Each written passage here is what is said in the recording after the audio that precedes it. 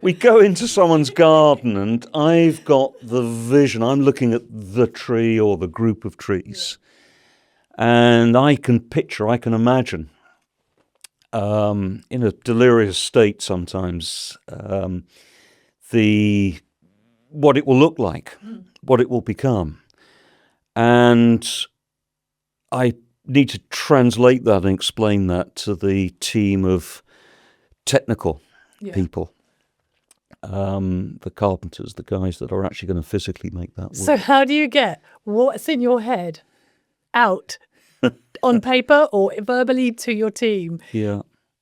Obviously sounding a bit delirious, but what happens? What's the process from you seeing the vision and looking into the trees and going, this could work? Because it's not just tree houses. It's rope bridges. It's places that go from one thing to another in the trees. And it's a journey. It's a journey.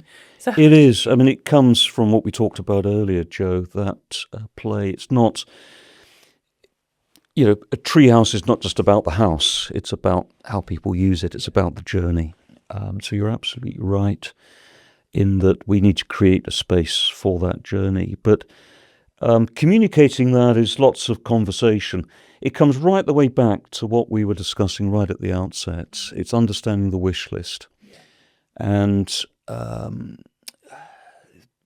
throughout our conversation, beautiful questions that you're giving me allows me to sort of wander off in all sorts of directions. Right. But you asked me earlier about that starting point, and that's where it ends up when we're on site, when we're creating.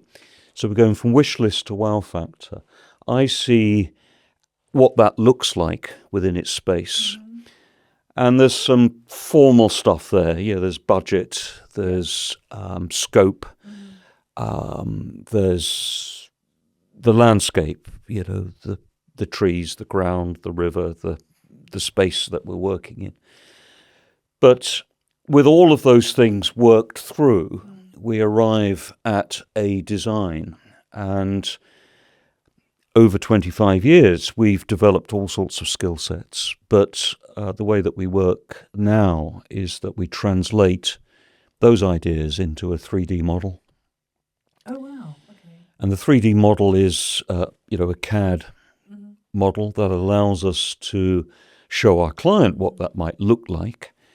We also use 3D scanning, so we can scan the particular tree or the particular location precisely.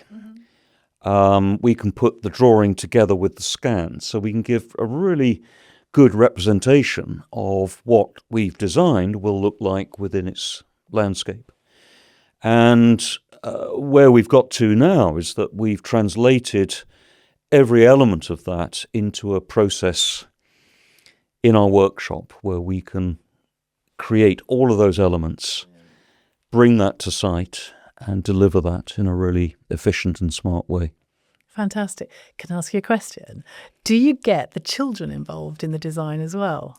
We love that. Yeah, it's a great question. And often the parents are not wanting the children directly involved because it's a present. It's a birthday, though, is it? Or a Christmas. Yeah, okay. So it's a surprise. Yeah. We're recording this just a few days away from Christmas. Yeah. And the project we're working on this week is a Christmas present. So how do you hide that from the children? We cover it up. Oh, do you? Yeah. I mean, we're at a time of the year when, it's dark in the morning, dark late afternoon. And kids are at school during Kids are at school during the day. And by the time they come home, the parents can sort of close the curtains and occupy them in such a way that they don't really see what's going on at the bottom of the garden. But we cover it up with, tarpaulins and sheets, and we take those away and work. And then at the end of the day, so it's sort of hidden. And what we've done on a number of occasions is when we finish it in the few days immediately before the magic of Santa arriving, we wrap the treehouse in a big red bow. Oh, wow. And isn't that magical? Isn't that magical? Can you imagine the children waking up on Christmas morning and look what Santa's brought? And it's a treehouse. I mean, it's just the most amazing gift. But of course, that's at certain times of the year that can work. Other times of the year it can be a birthday. Often it's grandparents buying a present for their grandchildren. So sometimes the children are not involved. Other times it's the complete opposite of that, where we're trying hard to have a site consultation And the kids are running get into this wish list, and everyone's firing at me, you know. But of course, that's part of the process, and sometimes the kids can't really, they're just firing out ideas. We want it to be a cafe, or we want it to be a castle. They're not necessarily thinking structure and practicalities. They're just immediately into that world of imagination, and it's for us to translate that. But I don't know, like my earlier life as a drummer, you would receive information all the time. Not always from the notation that's in front of you, the crotchets and quavers, but the best information are the grooves, what the bass player is playing, what the guitarist, what groove. So you're receiving signals all the time that aren't formal signals. They're not written out instructions. So for me, that site consultation that we do with the family, with the parents, with the grandparents, it's me listening. It's doing what I've always done. I listen.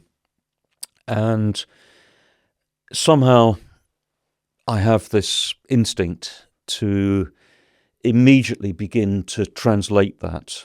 I'm doing that at the back of my head through that site consultation experience. So I always know by the end of that site consultation pretty much exactly what it is that we're going to create. We have to work with budgets and those constraints that we talked about earlier, but that's us translating all of those emotions, all of those passions. Nobody's telling me that we want something that is 5 meters. Nobody's telling me that they want it 2 meters high. There's none of those technicalities. They're talking about how they're going to use it. So they're giving me indications and guidance and signposts to how they wish to use that space emotionally, and how, therefore, when we deliver it, they can engage with it emotionally. They don't realise you're doing that, though, do they? No. They're asking you for a treehouse. Yeah. And then you're delivering so much more than a treehouse. Yeah. You're delivering the whole experience and piece of wonder that you're creating for them.